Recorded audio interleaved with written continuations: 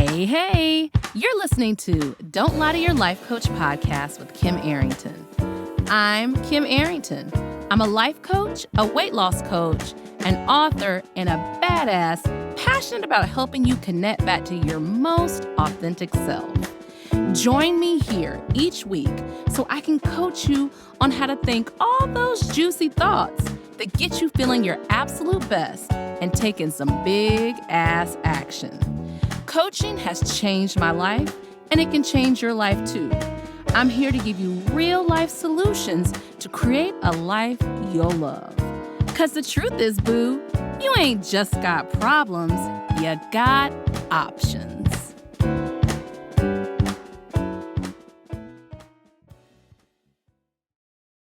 Hey. Have I thanked y'all recently?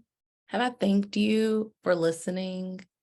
Thank you for you all that tune in on the Spotify and the iTunes and Amazon and who have subscribed and tuned into YouTube. Thank you so much. Thank you for being on this journey with me. I am coming to you today because I have done one of my little mashups a couple of times a year. I'm going to do a mashup of things, a couple of podcast episodes that I think will serve you in your growth and feeling connected to yourself. So in this particular episode, we are talking all about body. Give me body, okay? And the reason why I love this episode is that, like, okay, episode 5, are you a sexy bitch? Okay, that's all about midlife vanity, right? Episode 18, you don't have to always love your body. And episode 6, how do you delight in yourself? So yes, we're talking about body in these episodes, but we're also really asking important questions like, how do you like you? And hey, guess what? You got a relationship with your body? You don't always got to dig it, okay? You're going to get back to a place where you love, respect, you feel good about it, but some days you just don't. That is normal. And are you a sexy bitch? I mean, duh, of course you are. So anyway, please enjoy the podcast. And yeah, thanks, y'all. Thanks for being on this journey with me. I really appreciate it. And I'm going to say that more. All right. Enjoy. This whole topic is about today is, what do you need to do to feel good about yourself? And let me tell you, I know we're always, I'll tell you inside out, but sometimes we got to do outside in. And sometimes the inside has directed us to pay attention to the outside. We're not trying to use anybody's beauty standards. Remember, the whole point of midlife is reclaiming who you want to be, how you want to be, why you want to be. Hell, they can't even decide on what midlife is. I literally every now and then go and look at a definition. Midlife I've seen start at 35. Midlife I've seen start at 40. Midlife, I literally saw 42 one time to 65. Doesn't really matter. I will tell you what I think the markers of midlife really is all about.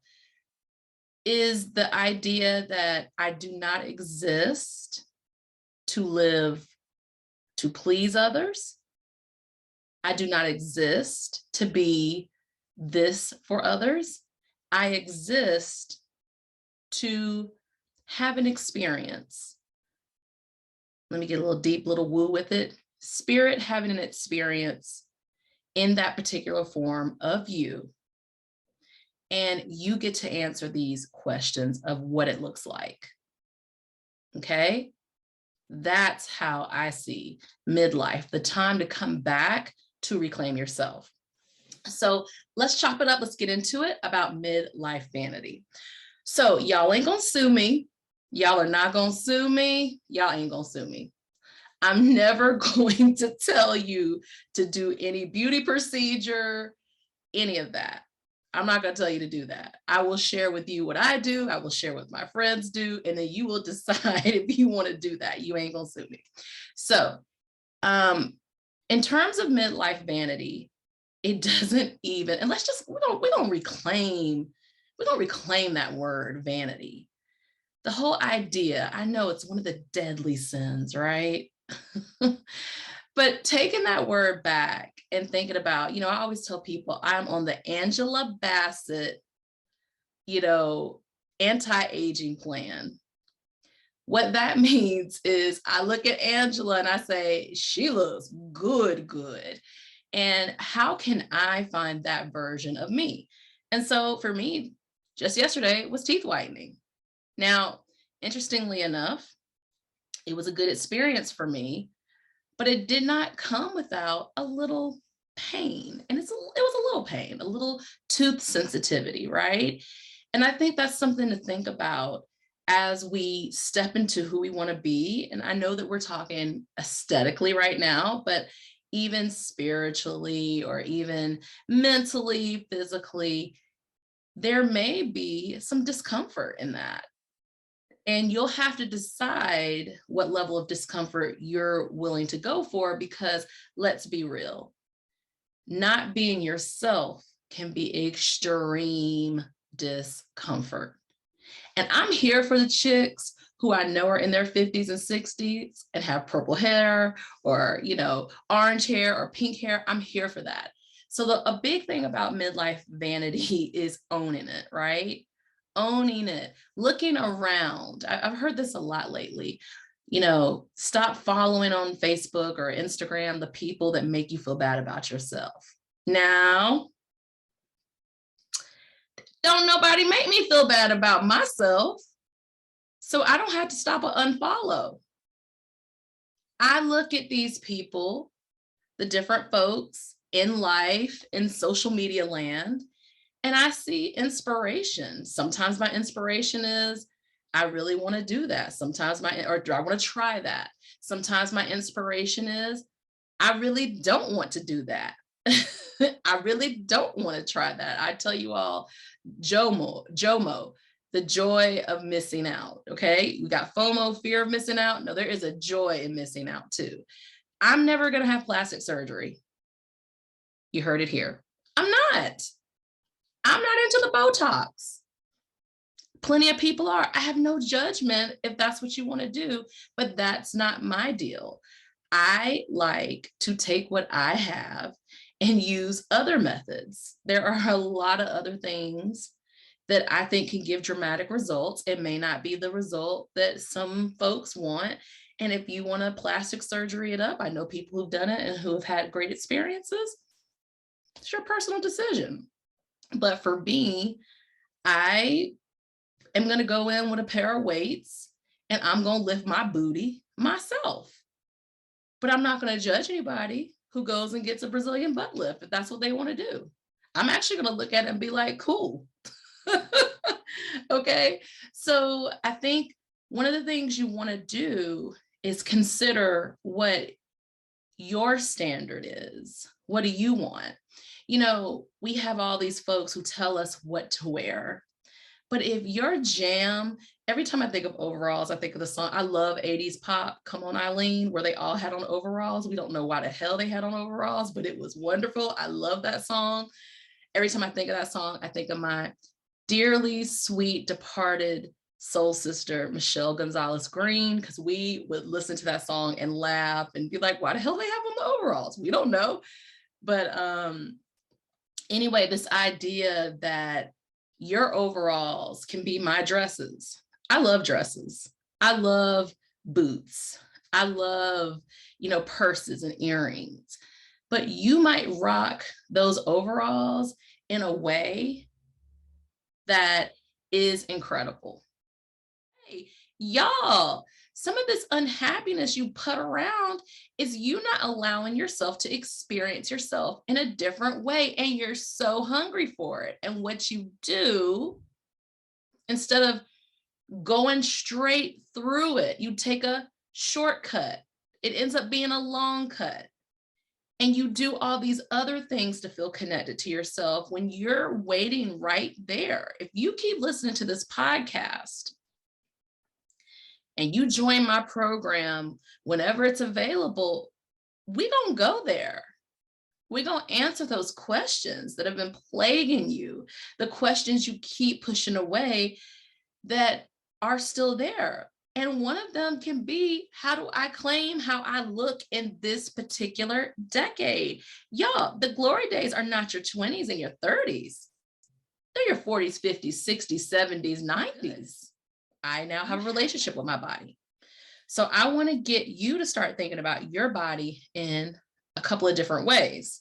And this is a topic I'm going to revisit because it's a big thing for people, and I am sensitive to it. I just want to let you know that it's possible to get over this. Now, again, I have a wide range of listeners. Some of us have, mental health. I don't like saying issues, but it's a topic of mental health for us. There's always trained professionals, there are life coaches. There are a lot of people that I've helped with their body image. And not saying I haven't had my moments, but overall, I go back to, I'm fine as fuck. And I want to talk to you about how you could do that as well. So I don't really teach my clients to love their bodies. Y'all know what my favorite thing is. I teach them to have a relationship with their bodies. What does that mean? Well, think about your sister, your cousin, your mama. Many of us love those people. Some of us do not, but let's just assume you love those people. But they get on your nerves. Sometimes you get frustrated. Sometimes you get irritated, but you return to the love. That is what it means to have a relationship with your body. That your body can actually get on your nerves and you can get over it. You can withstand that. You can tolerate when things don't go the way you want with your body, and you can decide what you want to do. That's what it means to have a relationship with something where it's not so it has to go this way or it has to do this way. Okay. So it's so funny. I wasn't always here, but I was close. I was on the avenue of body acceptance lane. Okay. I was on the avenue, but I was just talking to one of my coaching clients, and she was talking about how she looks back at the picture that she used to hate. And now she looks back at it and says, oh, I was so skinny. I was so this. But at the time, she didn't like herself. And she didn't like the way she looked. Let me say that. Perspective is everything, right? So being able to go back and say, oh, this right here actually, is something that I didn't have the perspective I have now. Being willing to know your perspective is going to shift about everything in your life. And some of those shifts can become positive. But with her, she looked back at it, and in the moment, she was not positive. And then she shifted to positive later because she feels like she's in a different space now. What I want to teach you is, in a relationship, shit happens. That happens. That's okay. So I also want to tell y'all about this new vocabulary around the body, y'all. So in the pandemic, I learned about fupas. Y'all know what a fupa is? It's the area in the front of your body that kind of pushes out, which I just say those are my female parts, but I had no idea what a fupa was. A hip dip. That's if your hips go in. Well, somebody's, their hips go in. Somebody's like my belly sticks out. I got a couple of fibroids floating in there, okay, y'all? And it's going to stick out, okay? Cellulite. I got it. I claim it. I still go to the beach in a bathing suit. It's not in spite of or despite of, it's because I want to. The cool wrinkles. I have a cool wrinkle right now. Now, I've had to make peace with this wrinkle. It's a cool wrinkle now. It did not start off as a cool wrinkle. In a relationship, we sometimes begin to understand and claim the things we did not like at first. In a relationship, we give grace. We say, well, that's how this is, and I can accept that. If y'all are comparing your bodies to prepubescent teens or there's not a it's not a prepubescent teen, but you know what I'm saying. If you're comparing your bodies to 20-year-olds and 30-year-olds who have mastered the angles on Instagram, it's not them that needs to look at the behavior. It's you. Why would you? If you're going to at least compare your body to somebody's, compare your body to somebody in your age range, in your weight range, whatever. And to me, that comparison is futile. When I am in the world and I look at bodies, I like all the bodies I see. We're going to talk about approval today. We are going to talk about how it is not your job to bring delight, joy, happiness, goodness, what are the other nouns I can put in there, into people's lives. In actuality, we are taught this. If you are a woman or a person who identifies as a woman, we are taught to be pleasing to others. And what I want to suggest is we learn how to flip that shit and we become pleasing to ourselves. As a matter of fact, when we are pleasing to ourselves, people feel that energy and they are brought in, not because we're trying to be something for them, but because we're feeling it on from ourselves. It emanates. And that's what we're going to talk about today. I was minding my own business and I get these kind of intuitive flashes. And one day on my phone, like it just came in my mind, we are not here to delight other people. We are here to delight in ourselves. And when we share that authentically, then it activates other people to think about their delight, and they delight in themselves. And then we can have a whole delight party. So what does that mean and how do you get there? You all will hear me all the time talk about practice makes perfect. Now, perfect is not a bad word for me. Really, actually, because perfect is a word sometimes y'all get a little hung up on. Practice makes authentic. Boom. Practice makes authentic. You know, when you see those back in the day when they had the cartoons, there'd be the song and there'd be the bouncing thing that goes with the words. Practice makes authentic. Okay, authentic. So practice makes authentic. That means that sometimes I wear an outfit to Whole Foods or, you know, somewhere that I feel a little, ooh, I don't know.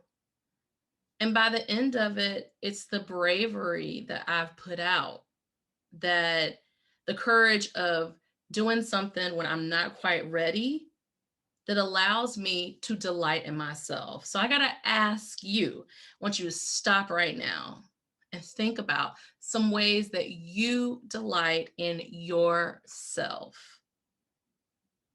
You know, and it doesn't have to be aesthetically, okay? I delight in myself because I'm smart. I delight in myself because I have a kick-ass garden. I delight in myself because I make it a priority to get 7+ hours of sleep. I delight in myself because I walked away from a shit job that I didn't want anymore because I really want to bake bread. I don't know. I don't bake, but I'm saying, you know, so think about right now, I'm going to stop. I'm going to shut up. I want you to think about 3 ways you delight in yourself. Okay. I'm not going to do the Jeopardy music, although I really want to. So think about it. Let's take a moment and think about that.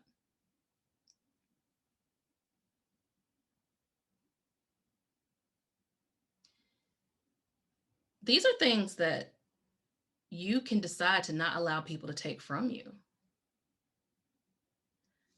People are always going to have opinions. And what we know about other people's behavior is it's always about them.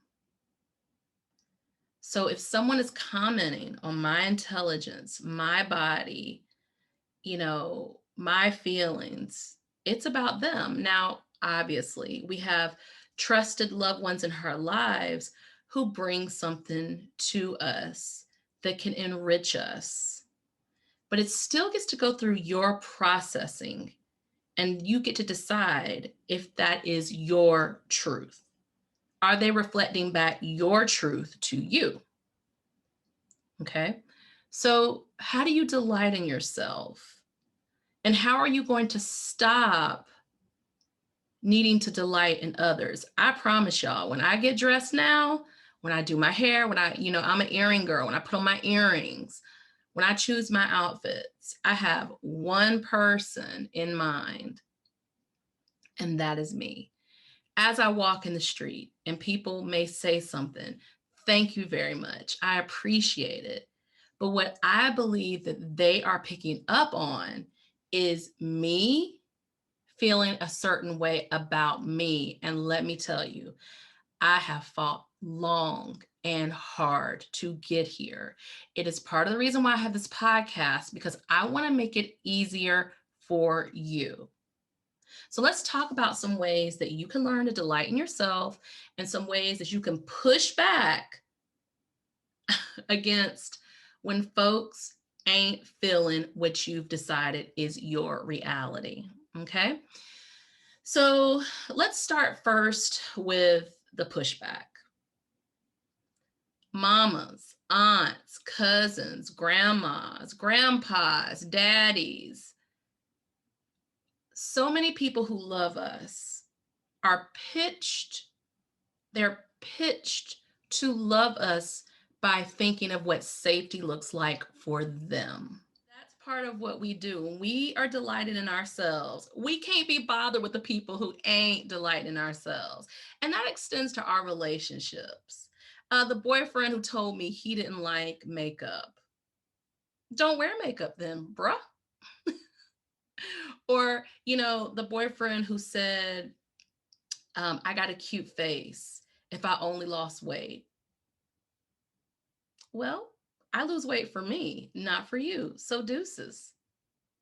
Okay.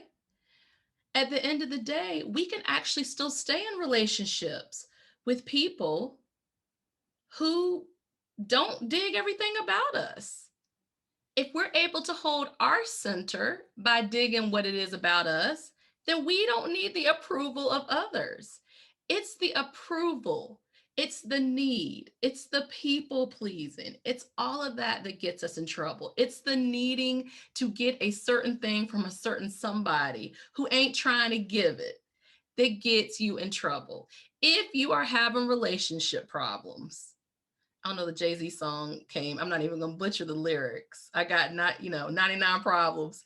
If you are having relationship problems, what I suggest, as long as there is not, you guys are always going to hear me say, physical violence or emotional violence. If there is not a physical or emotional violence, I would do a check on myself and I would ask myself, what am I looking for from this person?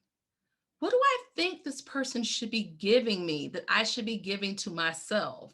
What am I looking for from this person that I should be looking for in myself? Why am I deciding that safety and happiness is based in this person when it is really based in me? What changes do I want to make to embrace the parts of me? Are there changes I want to make to delight in myself? But let me give you a little note right here. I'm gonna put a pin in it right there. I do not recommend you deciding you're going to be happy when you weigh 175 pounds. I recommend you being happy now and deciding if the 175 pounds is where you need to go. And y'all, I was a weight loss coach. First question I always used to ask my clients is, what, do you want to do this? Can you get what you want to get where you are now? Like a bikini, you could put on a bikini at any weight. You don't have to decide to lose, 75 pounds to put on a bikini. If you choose to do that, you could do that too. But please do not wait to be happy until you get to a certain place in your life. So back to the idea of how do we delight in ourselves? Look at yourself. And let's talk aesthetically, like in the mirror. Spend time looking at yourself. I love my cheekbones. They're from my grandma and my mama. I love my legs. They ain't from my mama. I got my daddy's legs, and they are great legs. Y'all, I got a lot in my front pocket and I love it. I love my commitment to working out daily. I love my entrepreneurial spirit. I can't work for anybody. I've got to be the person who comes up with it. When I was a professional singer, I liked it enough, but when I became a coach, I loved it. What are the things about you that you love, no matter what? When you get older, what are you going to still love about your face? And get rid of that still, Kim. What are you going to love about your face when you get older? Okay, let's go internal because y'all, it's always inside out to me. Okay. What are the traits about you like? Are you loyal? Are you funny? Do you are you introverted? Are you extroverted? Like, what is it that you delight? Like, I like the way I think about this. I like the way I react to this.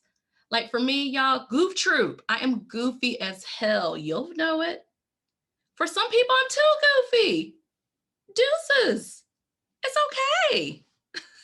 I'm not going to change. I've been doing this goofiness for 40 plus years, okay?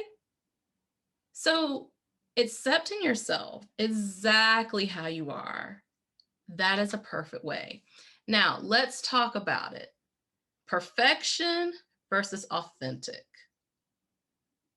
Perfection is, I need to be the person. I'm going to use a terrible metaphor, but it's actually funny that I'm using this because I love my workout so much.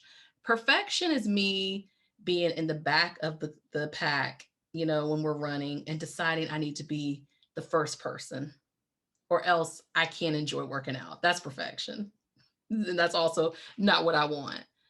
But authentic is, I'm in the back of this pack, but I'm curious what it would be like to get to the middle of the pack. I'm curious what it would be to be, what it would be like to be the next to last person or 3 people.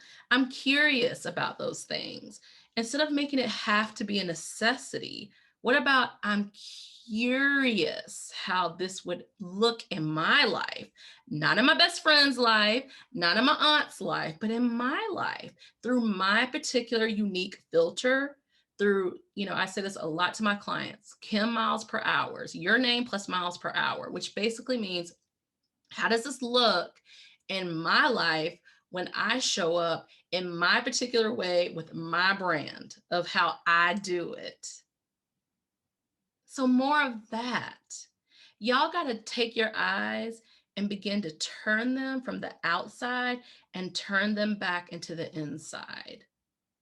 Letting yourself be your guide. You can do the things you think you can't do. That's Eleanor Roosevelt. You must do the things you think you cannot do. That is a quote I live by. So this week, I want you, or today, or the next hour, I want you to notice how often you're looking outside of yourself to go inside of yourself. How often you're looking outside of yourself to feel good. How often you're looking outside of yourself to feel like whatever, you finish the sentence. The work we do together is it is all about looking at how you think and deciding if you want to keep it. And if you don't want to keep it, what do you want to do next? What do you want to do? How do you want to think? How do you want to feel? What do I need to think? What do I need to do to feel that way? How can I make it easy? Okay. So same time next week, check me out.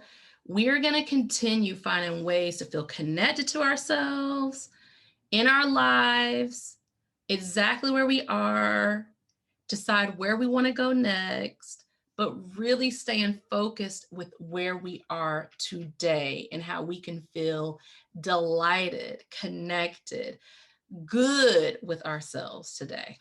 All right. Y'all have a good one. See you next week. Are you feeling what you just heard? Good, good. Repeat after me. You don't have to figure it out on your own again anymore. I'm here to help. Head over to kimarrington.com and download my free video series dedicated to getting you feeling your best right now. Look around, there's some good stuff waiting on you. Got questions? Well, we're always talking on the socials, so find me on YouTube, Insta, and the book. Don't be shy, y'all.